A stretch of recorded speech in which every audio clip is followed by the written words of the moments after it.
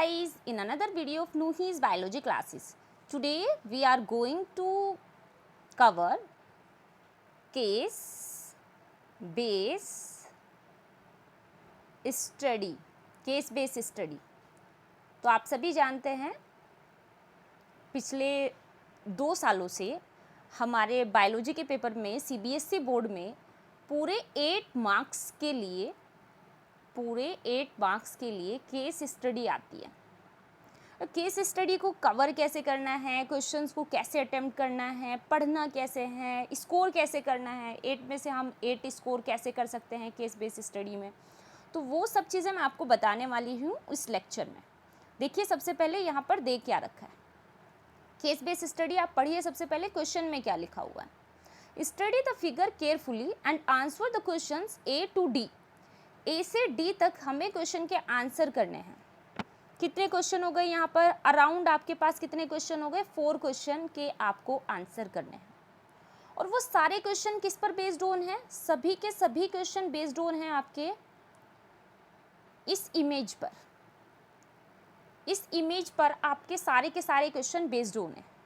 कभी कभी क्या होता है आपको डायग्राम दे दिया जाता है और कभी कभी क्या होता है कि आपको पूरा का पूरा पैसेज दे दिया जाता है। अगर यहाँ पर ये इमेज ना होती ना बेटा, तो यहाँ पर पैसेज लिखा होता, कुछ लाइनें लिखी होती किसी भी टॉपिक से, तो फिर हमको क्या पढ़ना होता, वो लाइनें पढ़नी होती और फिर क्वेश्चन के आंसर करने होते। इन क्वेश्चंस के हमको क्या करने होते, आंसर करने होते। तो अभी हमें लाइनें पढ़ने की ज़रूरत नहीं है, अभी हमें क्या समझना है, डायग्राम को समझना है। तो सबसे पहले तो आप कुछ पॉइंट्स क्लियर कर लीजिए। आपको पता है कि आपको ये डायग्राम हमने एनसीईआरटी की बुक में पढ़ा रखा है। क्या है ये, this is a anatropous ovule. This is anatropous ovule. What is this, this is anatropous ovule. भाई स्ट्रक्चर है किसकी, एनाट्रोपस ओव्यूल की। कहाँ पढ़ी थी हमने, एनसीईआरटी में पढ़ी थी। तो सबसे पहले आप एक बार इसको ही देख लीजिए। सबसे पहले आपको इमेज ही समझा देते हैं, फिर आपको आगे लेकर चलेंगे। यहाँ पर आपको क्या दे रखा है, चालाजल पोल दे रखी है और यहाँ पर क्या दे रखा है, माइक्रोपाइलर पोल दे रखी है। माइक्रोपाइलर पोल पर हमेशा माइक्रोपाइलर एंड होता है और चालाजल पोल पर आपकी एंटीपोडल सेल्स होती हैं। ये जो 3 एंटीपोडल सेल्स है जो आपको यहाँ दिखाई दे रही हैं। आउटर इंटेग्यूमेंट होता है, इनर इंटेग्यूमेंट होता है। आउटर और इनर इंटेग्यूमेंट सीड के कवर को बनाते हैं। किसको बनाते हैं, सीड कवर को। अब तो बेटा सब चीज़ें क्लियर होगी ना, क्योंकि अब तो एनसीईआरटी ऐसे पढ़ा दी आपको लाइन टू लाइन कि अब तो क्वेश्चन करने में आपको इंटरेस्ट आएगा। आपको क्वेश्चन करने में इंटरेस्ट आएगा। जिन बच्चों ने मेरे अनुसार पढ़ा है उनको सब टर्मिनोलॉजी क्लियर है, सारे क्वेश्चन वो अटेम्प्ट कर पाएंगे, उनको हर एक टर्मिनोलॉजी का मतलब पता है। उसके बाद आप देखिएगा क्या लिखा हुआ है, न्यूक्लियस लिखा हुआ है। न्यूक्लियस क्या होता है, मास ऑफ सेल्स होता है। वेस्कुलर स्ट्रैंड है, ये जो वेस्कुलर सेल्स होती हैं। एम्ब्रियो सेक आपको दिखाई दे रही है, ये जो पूरी की पूरी एम्ब्रियो सेक है। पोलर न्यूक्लियाई आपको दिखाई दे रहे हैं, सेंटर में पोलर न्यूक्लियाई है। ऊसफेयर दिखाई दे रहा है। ऊसफेयर बोलते हैं बेटा जहाँ पर एग एपरेटस होता है, उसके जो चारों ओर का सराउंडिंग होती है उसको ऊसफेयर कहते हैं। आपको सिनर्जिड्स दिखाई दे रहे हैं। हाइलम आपको पता है किसको कहते हैं। फ्यूनिकल आपको पता है किसको कहते हैं। फ्यूनिकल क्या है, हाइलम क्या, आपको सब पता है।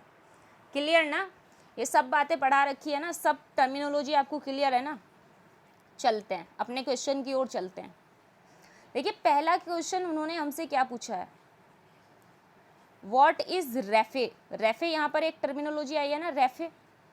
व्हाट इज रेफे, तो रेफे में वो कह रहे हैं option A vascular strand for the ovule, ये एक वेस्कुलर स्ट्रैंड होता है ओव्यूल का।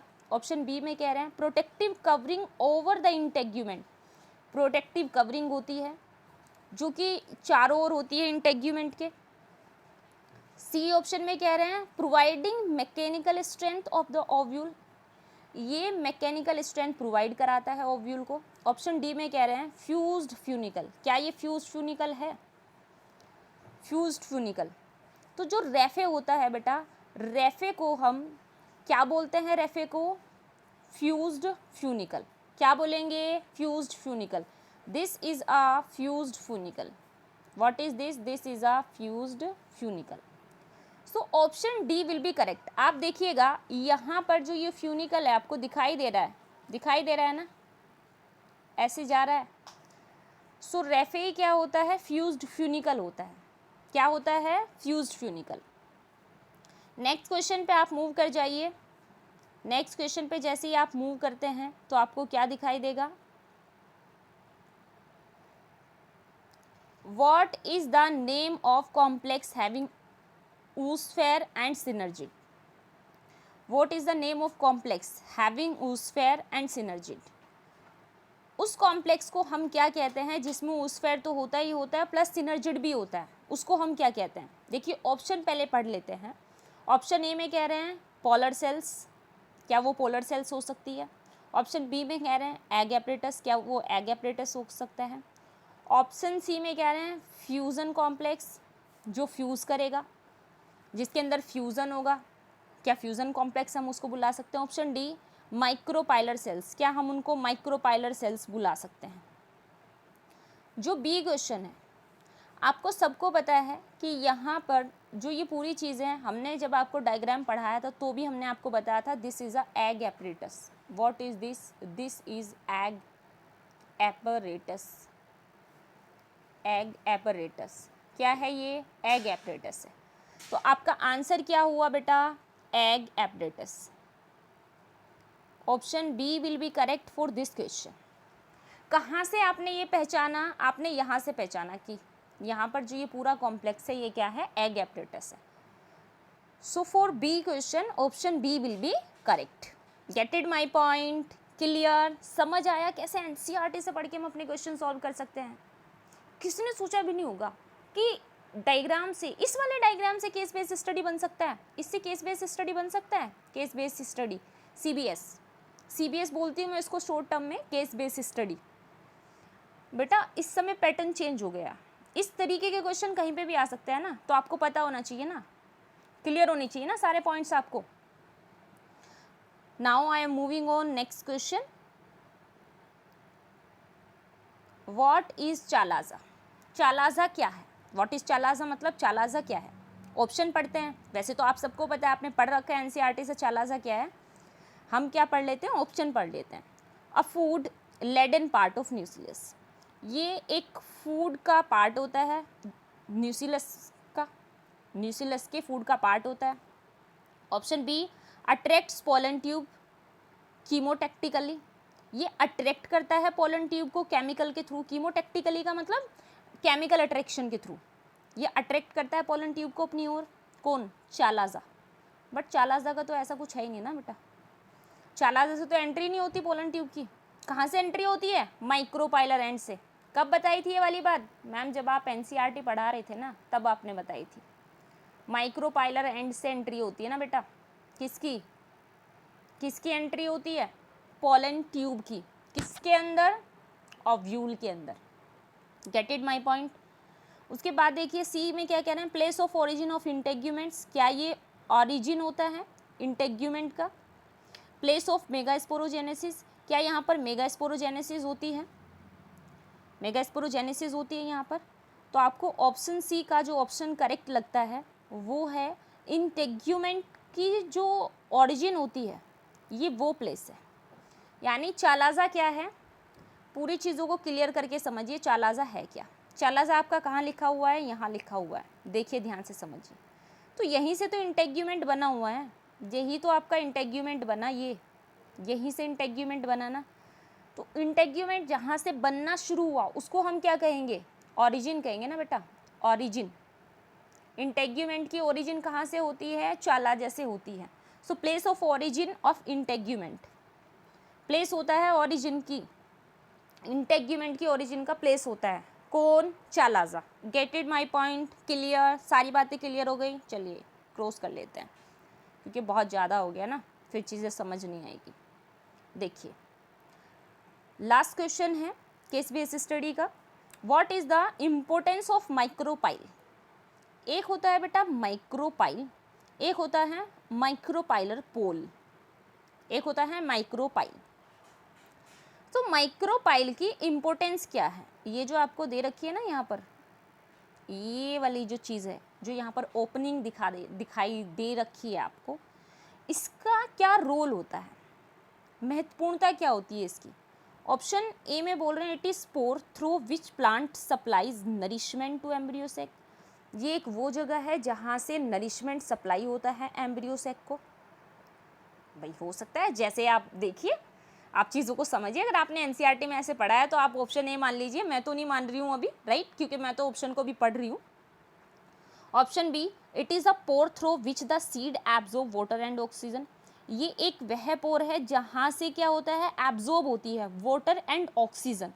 आपको बताया भी था ना बेटा, जो माइक्रोपाइल होती है और जो हाइलम होता है, ये दोनों मिलके क्या बनाते हैं, सीड पोर बनाते हैं। क्या बनाते हैं, सीड पोर बनाते हैं। एनसीईआरटी की लाइन में पढ़ाया था ना, सीड पोर बनाते हैं जहाँ से सीड जर्मिनेशन के दौरान ऑक्सीजन की एंट्री होती है। जैसे ही सीड, फॉर एग्जांपल आप ना ऐसे सोचिए, ये आपका एक चने का दाना है ना, ग्राम जिसको हम बोलते हैं। यहाँ पर एक छोटा सा होल है, तो यहाँ से क्या होगी, एंट्री होगी किसकी बेटा, वाटर की। दूसरी एंट्री किसकी होगी, डेफिनेटली किसकी होगी, ऑक्सीजन की एंट्री होगी। तो ये किससे मिलकर बना, ये जो मिलकर बना है ना बेटा, एक तो माइक्रोपाइल से मिलकर बना है, दूसरा किससे मिलकर बना है, हाइलम से मिलकर बना है। किससे मिलकर बना है, हाइलम से मिलकर बना है।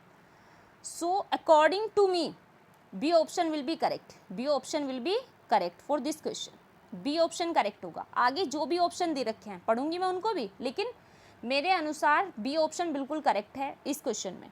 ठीक है, चलिए देखिए क्या बोल रहे हैं। सी ऑप्शन में देखिए, it checks the growth of embryo bind the ovule seed. क्या ये चेक करता है कि एम्ब्रियो की ग्रोथ कितनी हुई है, नेवर, ऐसा तो नहीं हो सकता, नहीं।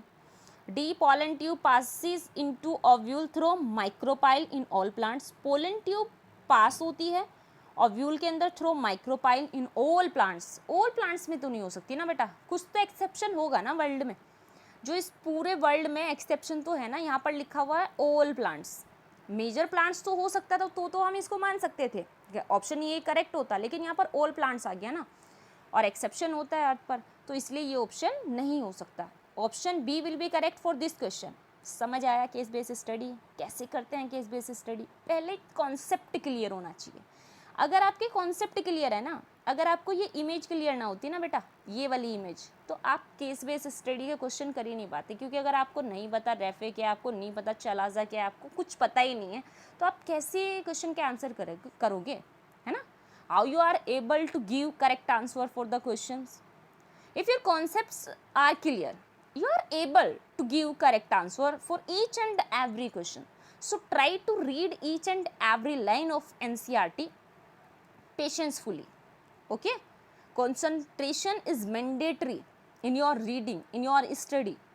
So be patientful, right? Be dedicated on your study.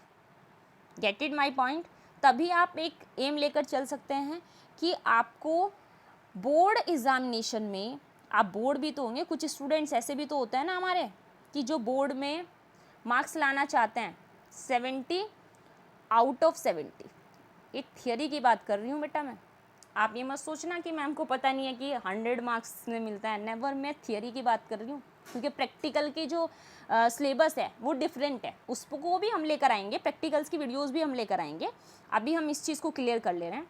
तो प्रैक्टिकल में आपके 30 मार्क्स होते हैं, जिसमें से आपको 30 on 30 लाने हैं। अगर आपके 30 on 30 आते हैं और 70 on 70 आते हैं, तो आपका टोटल हो जाता है 100। कितना हो जाएगा, 100 on 100।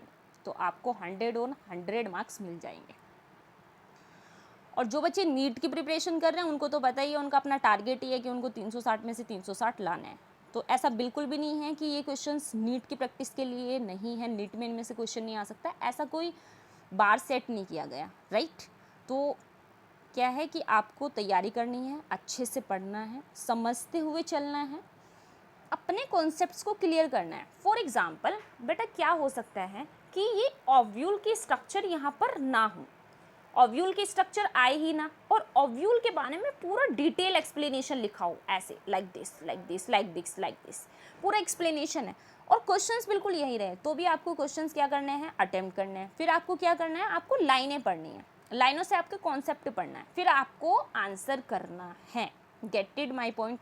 जिन बच्चों ने पहले से ही अपने टॉपिक्स क्लियर कर रखे हैं उनको ये पैराग्राफ पढ़ने की ज़रूरत भी नहीं होती, उनको सिर्फ क्वेश्चन पढ़ना होता है और टिक करना होता है, क्योंकि वो क्वेश्चन पढ़ते ही समझ जाते हैं कि इसका आंसर ये है, इसका आंसर ये है, इसका आंसर ये है। तो वो चीज़ों को पढ़ते ही समझ जाते हैं। फिर आई होप आपको वीडियो समझ आई होगी, आपको कॉन्सेप्ट समझ आए होंगे। फिर भी अगर आपको कोई क्वेरी रह जाती है तो आप कमेंट बॉक्स में कमेंट डाल सकते हैं।